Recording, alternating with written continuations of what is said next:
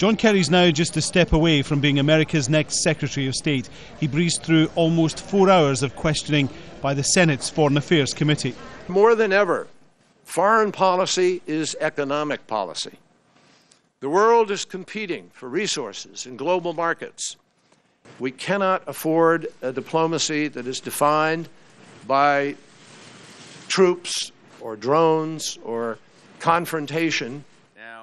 Kerry normally chairs this committee. He first appeared in front of it more than 40 years ago as an anti-war protester who'd served in Vietnam.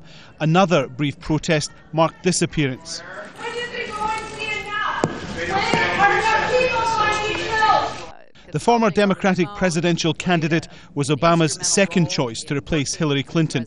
He wanted UN Ambassador Susan Rice. She withdrew under sustained Republican criticism about her media appearances to discuss the attack on the US consulate in Benghazi in Libya.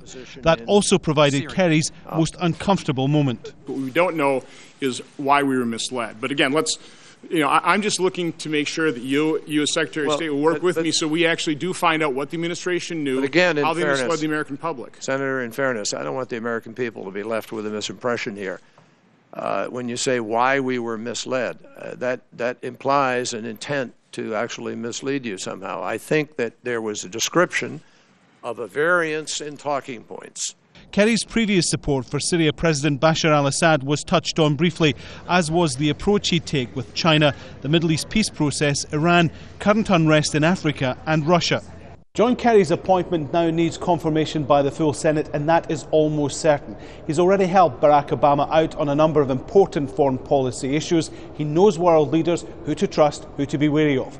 But he won't be driving foreign policy. He'll be doing what his boss wants, and also trying to prove that second choice isn't second best. Alan Fisher, Al Jazeera, Washington.